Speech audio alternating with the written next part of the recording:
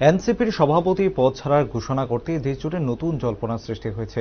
দলীয় নেতৃত্বের আবেদনে পদত্যাগের বিষয়টি পুনর্বিবেচনা করার জন্য সময় নিলেন শরদ পাওয়ার। এনসিপির সভাপতির পদ ছাড়ার ঘোষণা করতে দেশজুড়ে নতুন জল্পনার সৃষ্টি হয়েছে। শেষ পর্যন্ত কি সত্যি নিজের হাতে গড়া দলের নেতৃত্ব থেকে সরছেন শরদ পাওয়ার?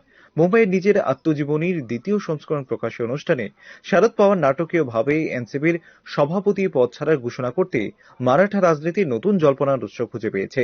এই পরিস্থিতিতে মঙ্গলবার বিকেলে কন্যা সুপ্রিয়া সুলে, ভাইপো অজিত পাওয়ার, মহারাষ্ট্র এনসিপির সভাপতি জয়ন্ত পাটিল সহ দলের নেতাদের একাংশের সঙ্গে বৈঠক করেন পাওয়ার। বৈঠকের পরে মহারাষ্ট্রের প্রাক্তন উপমুখ্যমন্ত্রী অজিত পাওয়ার বলেন, শরদ পাওয়ার আমাদের বলেছেন আমি আমার সিদ্ধান্ত নিয়েছি, কিন্তু আপনাদের সকলের আবেদনে আমি আমার সিদ্ধান্তের বিষয়ে পুনর্বিবেচনা করব, তবে আমার 2-3 দিন সময় লাগবে।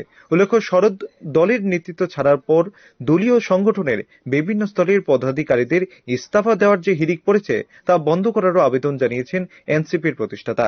অন্যদিকে অজিতের দাবি, দিন তিনেক পরে তাদের বাড়িতে ডেকেছেন শরদ, সেখানে চূড়ান্ত সিদ্ধান্তের কথা ঘোষণা করবেন তিনি। রাজনৈতিক পর্যবেক্ষকদের একাংশের মতে লোকসভা ভোটের আগে দলের নেতৃত্ব তিনি ছাড়বেন না। সর্বস্তরের নেতা কর্মীদের নিরঙ্কুশ আনুগত্য পেতে কৌশলী মারাঠা রাজনৈতিকবিদ এই পদক্ষেপ নিয়েছেন। এক্ষেত্রে তার নিশানা নিজের ভাইপো। কারণ কিছুদিন ধরে জল্পনা কাকাকে ছেড়ে বেশ কিছু এনসিপি বিধায়ককে নিয়ে আবার বিজেপির সঙ্গে হাত মেলাতে চলছেন Ajit Pawar. Bureau report, rising Tripura.